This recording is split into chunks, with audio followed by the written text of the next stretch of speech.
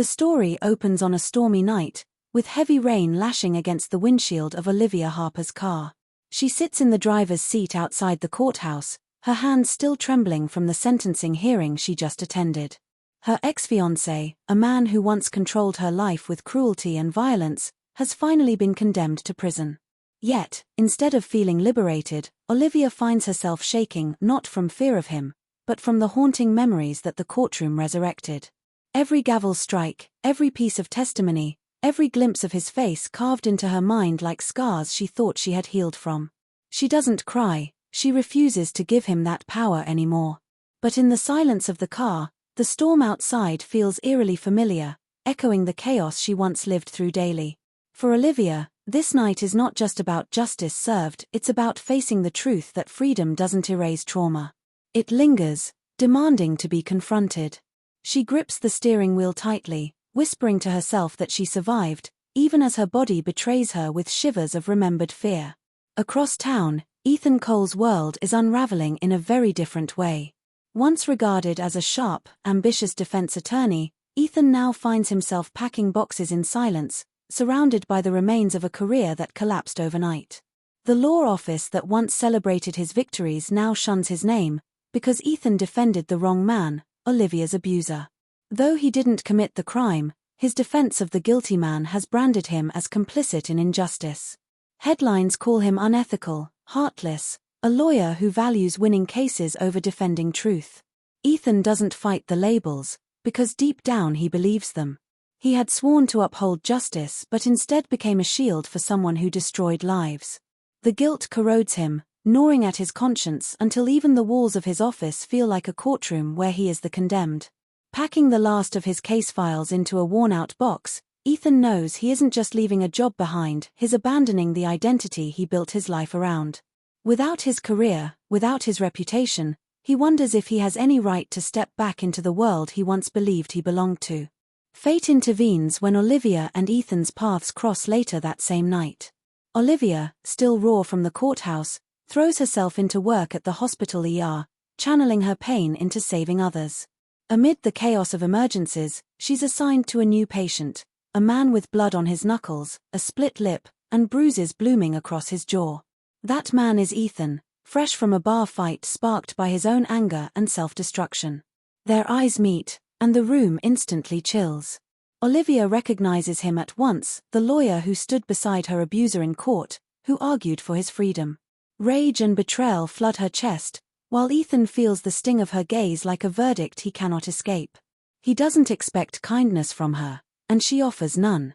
Their first exchange is tense, charged with everything unsaid, her hatred for what he represents, and his loathing of himself for ever being part of her nightmare. Yet, beneath the hostility lies something neither of them expects, a fragile thread of connection, forged in shared pain. Two broken souls, tethered by the same darkness, forced into each other's orbit when all they want is distance. This collision doesn't spark romance, not yet, but it ignites the hook of the story. Can healing ever come from the person you once saw as the enemy? Olivia Harper grew up in a household where appearances mattered more than emotions. Her parents demanded perfection, perfect grades, perfect smiles, perfect relationships, and when Daniel, a charming and successful young man, entered her life, they decided he was the right choice for her. To them, Daniel symbolized stability and status. To Olivia, he became a cage disguised as love. At first, she convinced herself their relationship was ideal, but slowly, his charm eroded into control. He dictated what she wore, who she saw, even how she laughed, until her voice was no longer her own. Emotional abuse doesn't leave bruises, but it left her silenced, believing her worth depended on obedience. By the time she realized she was trapped, she had already learned to swallow her truth. Now, with him finally sentenced, Olivia is free in the legal sense but still imprisoned by echoes of her past. Trust feels dangerous, intimacy feels suffocating, and even simple gestures of kindness spark suspicion. Her journal becomes her only safe space, where she writes small hopes of healing someday, words she can't yet say out loud. Each entry is less about forgetting Daniel and more about finding Olivia, the version of herself that was buried beneath years of being controlled. Ethan Cole's life has always been defined by the shadow of his father, a man who lived and breathed the law with ruthless precision. His father was a prosecutor who believed justice was a battlefield where compassion was weakness. Growing up, Ethan internalized that success meant victory, no matter the cost. Becoming a defense attorney wasn't rebellion, it was his way of proving he could outmatch his father in his own arena. When he took Daniel's case, Ethan believed it would be his defining win, a chance to show that he could dismantle the prosecution's narrative with sharp logic and skill. But the victory he envisioned turned to ash when the truth of Daniel's cruelty surfaced, staining Ethan's reputation and branding him as a man who defended monsters. The press painted him as unethical, and his peers distanced themselves, but the worst condemnation came from within. He replayed his courtroom arguments at night, hearing his own words weaponized against a woman who had suffered. Guilt festered, and to silence it, he turned to late nights with whiskey and insomnia-driven spirals. His law books now sit untouched on his shelves, mocking him with promises of justice he no longer believes he deserves to deliver. Every day is a fight between the man he wanted to be and the man he fears he has become. Though Olivia and Ethan don't yet share space, their struggles run parallel, subtly foreshadowing the bond that will form between them. Olivia sits at her desk late at night, pen pressed to paper as she journals. Her words aren't grand or poetic, they are fragmented thoughts, confessions she can't speak aloud. Lines like "I want to heal, but I don't know how" reveal both her yearning and her uncertainty. Across town, Ethan stares at the spines of his law books, unable to open them. They once symbolized ambition and purpose, now, they feel like relics of a life that crumbled under his own moral weakness. He pours himself another drink, hating the burn but needing it to dull the echo of courtroom speeches he wishes he could take back. Both are broken in ways they don't fully understand, yet their pain mirrors each other. Olivia's silence meets Ethan's self-loathing. The audience can sense the inevitability of their collision, two people scarred by the same man, haunted by different ghosts, destined to be forced into each other's orbit. The foreshadowing lies not in romance but in survival, the possibility that, someday, they might help each other reclaim the pieces of themselves they've lost. The inciting incident begins in the high-pressure environment of the hospital, where Olivia is already stretched thin.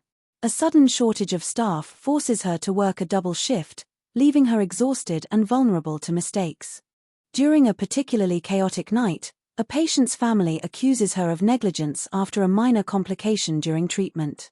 Though Olivia knows she followed protocol, the accusation triggers her deepest fears that she is not enough, that she is somehow broken and doomed to fail. The hospital administration takes the matter seriously, and paperwork begins to pile up, threatening to escalate into a formal malpractice complaint. Just when Olivia feels cornered, Ethan unexpectedly appears, not as a patient this time, but in his new role as the hospital's legal advisor. His presence shocks her. Of all people, he is the last person she wants involved in her life. Yet circumstances leave her with no choice but to hear him out. This setup forces Olivia into direct conflict with the man she resents most, planting the seed for their reluctant partnership. Ethan steps into the situation carefully, fully aware of Olivia's hostility toward him. He knows he represents her worst memories, and the way her eyes narrow when she sees him makes his guilt sharpen like a knife. Still, he focuses on the case, analyzing reports and explaining hospital policy. His tone is calm but purposeful, showing a man trying desperately to prove his worth, not to the hospital, but to himself and to her. Olivia, meanwhile, is caught between anger and reluctant dependence. She doesn't want to owe him anything, especially not her professional reputation. Yet as the hours unfold, she realizes Ethan's guidance is the only thing keeping her from being unfairly blamed. His legal strategy protects her, dismantling the accusations before they gain traction. For Olivia, this creates a painful paradox. The man who once defended her abuser is now defending her. The emotional collision is unavoidable. She resents his presence, but she cannot deny that his actions are shielding her from injustice. When the immediate crisis resolves, Olivia is left standing in the hallway, emotionally drained. Reluctantly, she turns to Ethan and offers a quiet, almost grudging, "Thank you." It isn't forgiveness, but it is the first time she acknowledges him without venom.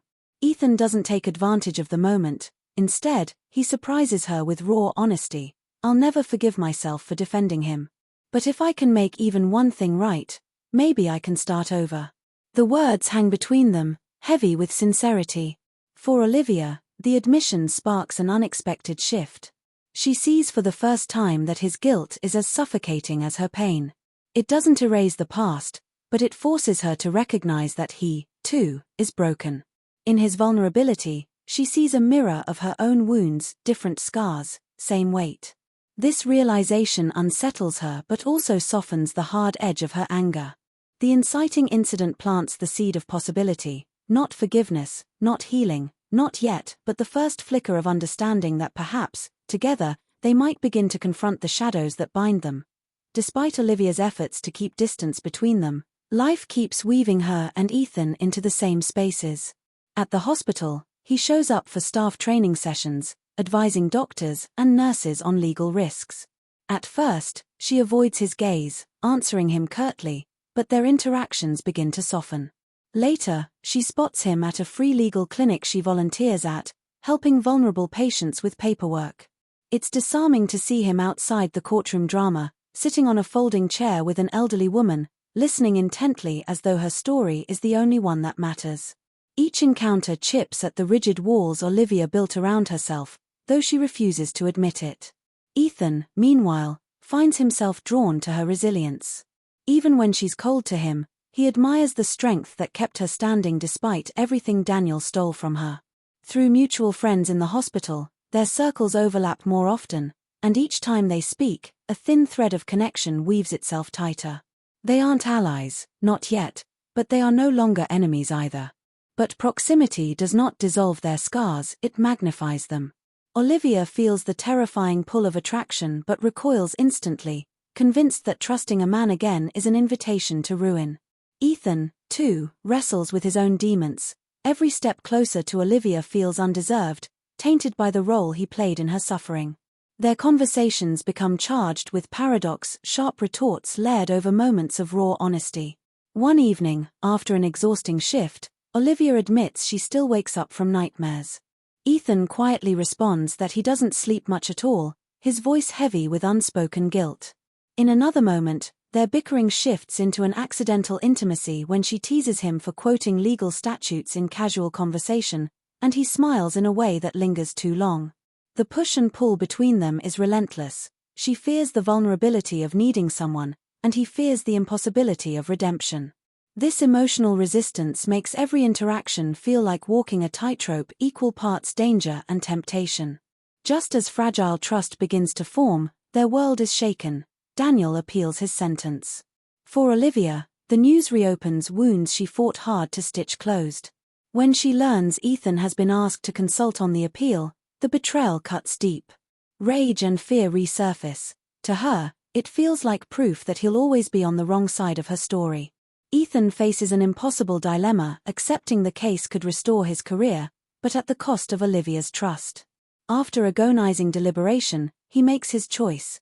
He refuses the appeal, openly rejecting the chance at professional revival. For Olivia, the gesture is both relieving and terrifying.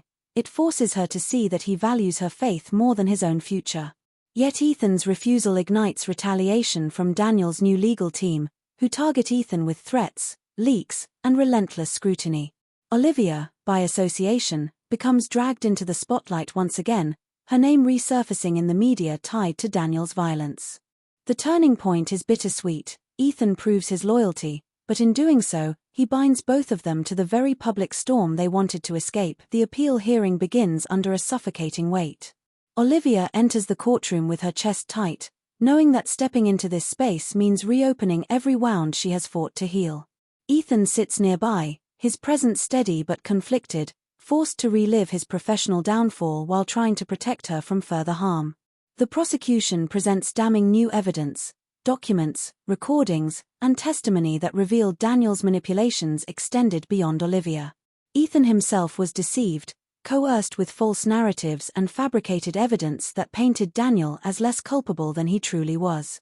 For the first time, Ethan realizes he had not only failed Olivia but had been used as another instrument of Daniel's control. The revelation detonates inside him anger at Daniel, disgust with himself, and a dawning recognition that he, too, was a victim of manipulation. The courtroom atmosphere thickens with tension as Ethan finally sees that his shame was built on a lie, and the man he defended had orchestrated his downfall as cruelly as he had destroyed Olivia's trust. The true turning point arrives when Olivia is called to testify. She walks to the stand, every step echoing like a heartbeat, her palms trembling but her gaze steady. Years of silence give way to a torrent of truth, the emotional abuse, the controlling grip, the countless ways Daniel dismantled her sense of self. Her words are raw, unpolished, but undeniably powerful. For the first time, Olivia's voice is unshackled, and the courtroom falls into reverent silence as she speaks.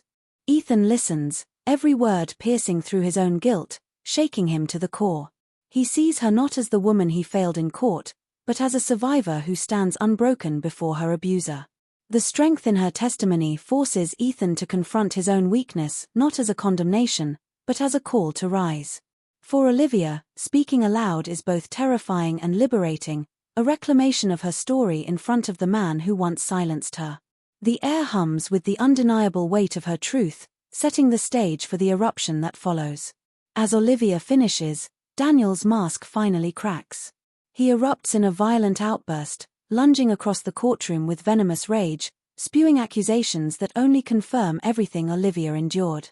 Chaos explodes as security rushes forward, but it's Ethan who instinctively shields her, stepping between Olivia and the man who once defined both their nightmares. In that single, visceral act, protecting her not as a lawyer, not as a man seeking redemption, but as someone who finally understands her pain, Ethan proves his transformation. The courtroom sees Daniel for who he truly is, not a misunderstood man, but a dangerous abuser incapable of control. The judge increases his sentence, slamming down the gavel with finality. Yet the true climax is not in Daniel's punishment but in what Olivia and Ethan reclaim. Olivia's voice, once stolen, now echoes with power and truth. Ethan, after years of drowning in shame, forgives himself not because he erased the past, but because he finally stood on the right side of it. Justice is served, but more importantly, healing begins, and the chains binding them both are finally broken. In the weeks following Daniel's final sentencing, Olivia begins to rebuild her life not just for herself, but for others. She channels her pain into purpose, starting a small support group for survivors of abuse. What begins as a circle of 3 women in the hospital's break room grows into a weekly gathering filled with stories, tears, and hard-earned strength. For the first time, Olivia sees her past as more than wounds, it becomes a bridge to help others step out of silence. Her voice, once buried, becomes a lifeline for women who recognize their own scars in hers. Across town, Ethan commits to reshaping his career. No longer chasing prestige or courtroom victories, he dedicates himself to pro bono work, defending women entangled in abusive relationships and fighting cases others dismiss as unwinnable. His drive is no longer about proving himself to his father or the legal world but about giving justice to those who can't fight alone. Their separate paths mirror each other, both turning their personal relationship doesn't erupt into romance, it unfolds slowly, carefully, with deliberate steps. Olivia still flinches at sudden touches, and Ethan still wrestles with guilt on sleepless nights. But instead of avoiding these truths, they begin to share them. A late-night coffee after one of Olivia's group sessions becomes a space for Ethan to listen. A quiet walk home from the courthouse turns into a conversation about forgiveness, not of each other, but of themselves. They build a fragile rhythm defined not by passion or sweeping declarations, but by presence. He doesn't try to fix her, and she doesn't try to absolve him. Instead, they walk side by side, sometimes stumbling, sometimes retreating, but always returning to the shared purpose that binds them. Their bond becomes less about love as a grand, cinematic act and more about love as an act of endurance, 2 broken souls learning that healing can be done together, piece by piece. Theirs is a mirror of recovery, flawed but authentic, fragile but blooming with hope. One evening, Olivia invites Ethan to her apartment with no explanation. In the living room sits a garment bag she hasn't touched in months, her wedding dress, the one Daniel chose, the one she never wore. Instead of selling or discarding it quietly, she takes it outside, into the cool night air, where a small fire crackles in a metal bin. Ethan watches silently as she lays the dress over the flames. It doesn't burn quickly, but slowly, edges curling, fabric collapsing into ash. Olivia doesn't cry, nor does she smile triumphantly. Instead, she stands in stillness, releasing a version of herself that once believed silence was survival.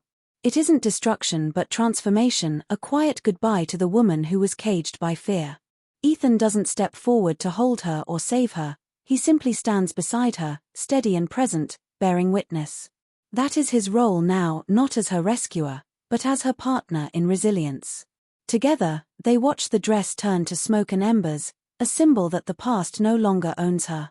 The future is not promised, but it is finally hers to write. Months later, Olivia's life looks different, not flawless, not magically healed, but alive in ways she never imagined. Her support group has grown into a steady, flourishing community. The once small circle in the hospital break room now fills a larger meeting space, with new faces every week.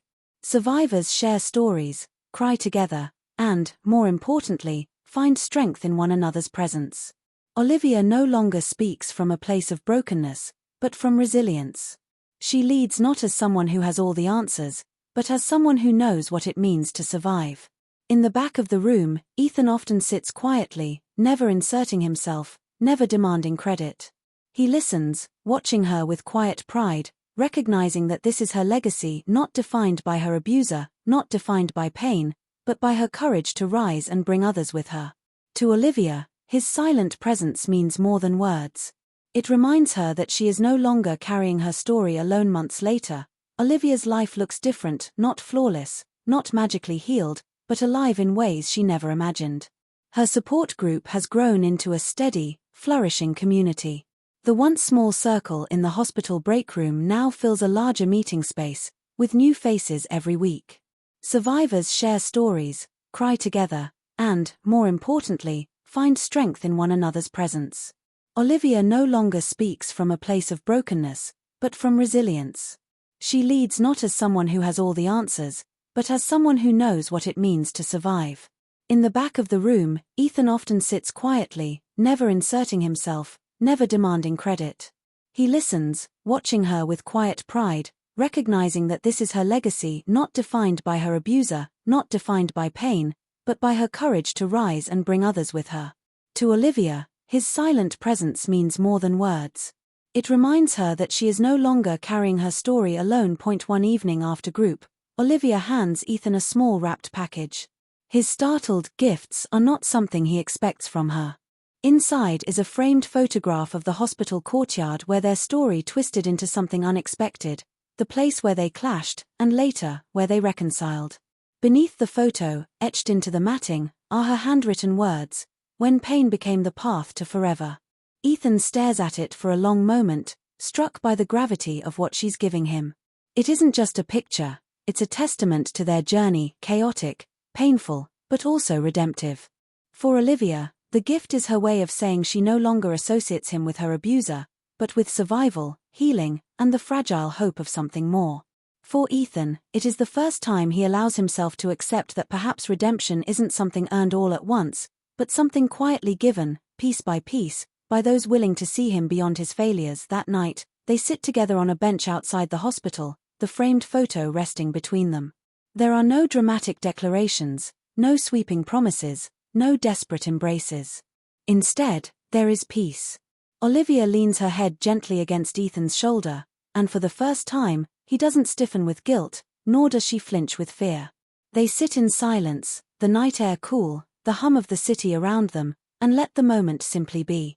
Both understand that love doesn't erase scars, it grows from them, slowly, imperfectly, but with undeniable strength.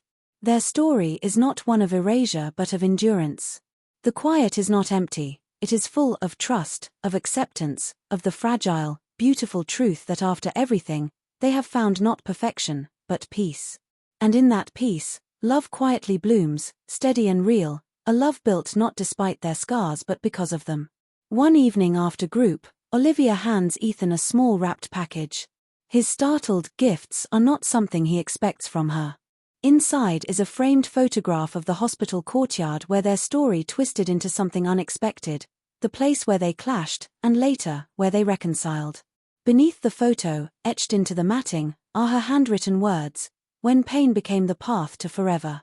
Ethan stares at it for a long moment, struck by the gravity of what she's giving him. It isn't just a picture, it's a testament to their journey, chaotic, painful, but also redemptive. For Olivia, the gift is her way of saying she no longer associates him with her abuser, but with survival, healing, and the fragile hope of something more.